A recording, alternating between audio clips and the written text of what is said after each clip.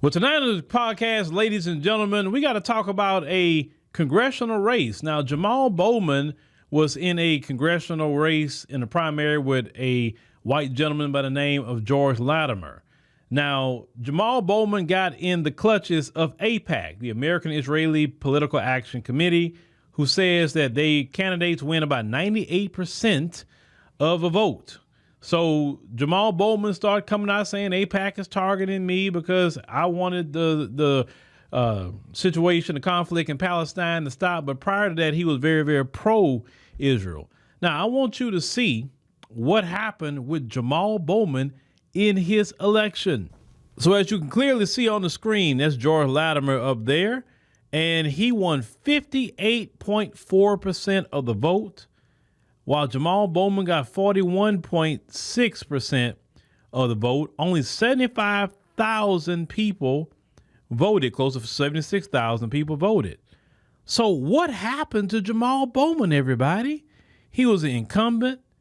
He was part of the squad. What happened? And speaking about the squad, AOC won her primary. She got 65% of the vote.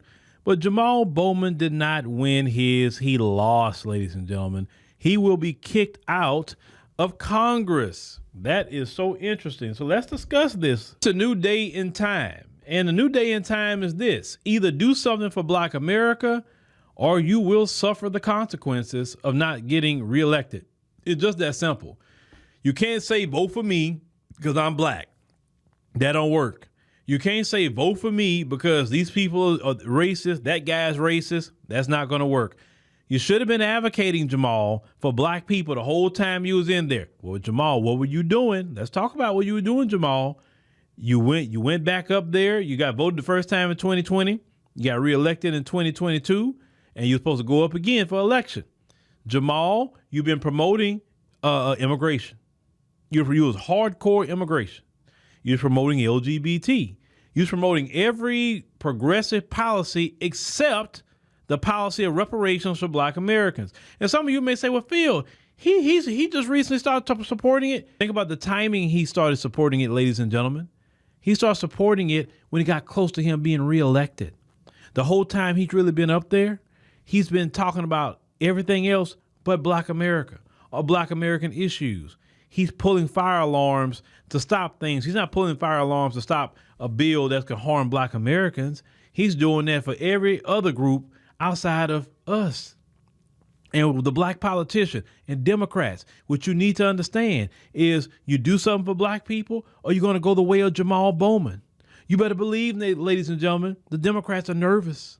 They're very, very nervous about this because they say, wait a minute, Black people didn't show up for Jamaal Bowman.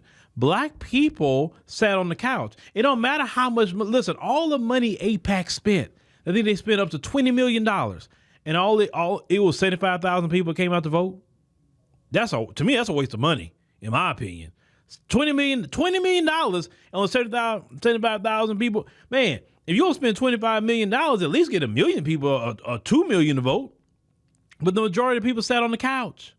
See, if Jamaal Bowman had Black people's back, we would have truly had his.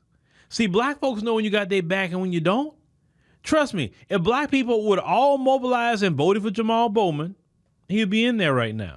Now, I did say this, and I still hold to this. I think it's dangerous that AIPAC can get people in and out at will. I think that's a dangerous thing. And to me, I view it as a form of election interference because if AIPAC can do it, that advocates for a foreign nation, then what would stop China from having their own PAC and get pro-China candidates? What would stop North Korea from getting a PAC and supporting and giving millions of dollars to North Korean candidates or Russian candidates or any foreign nation to get a senator or a congressperson to advocate for them when they're supposed to be advocating for Americans?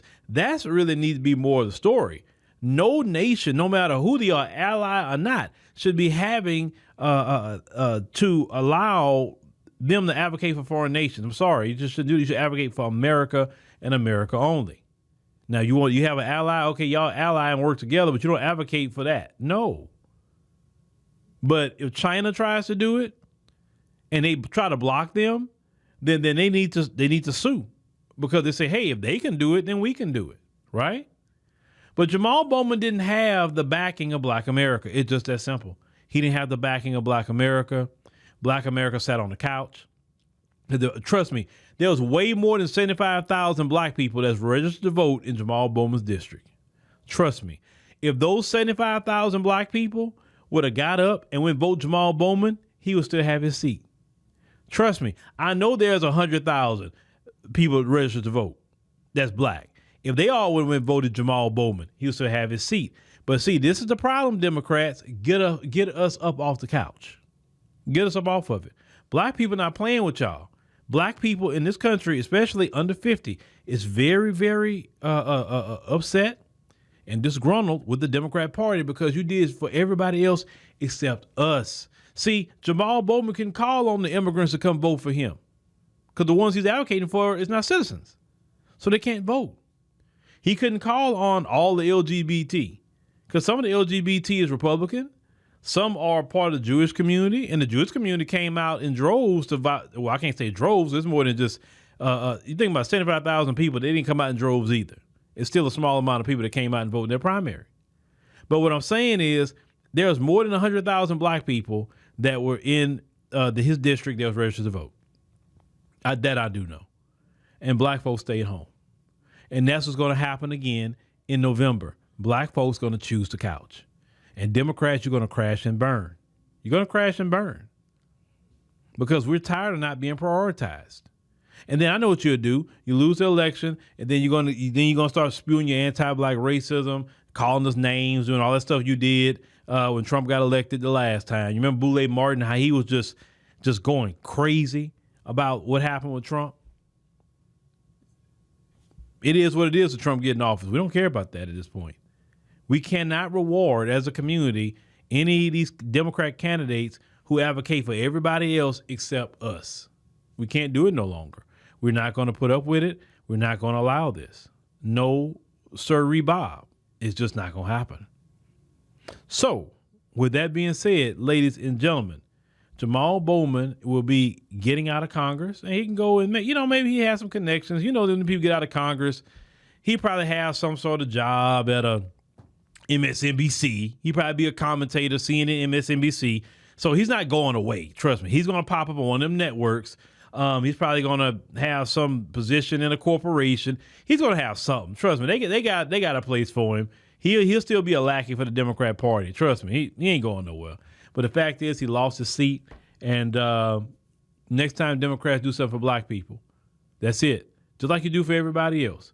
We're not saying you can't do for everybody, but everybody includes black Americans. Do for us, and we'll show up for you. Do nothing, and we got the couch.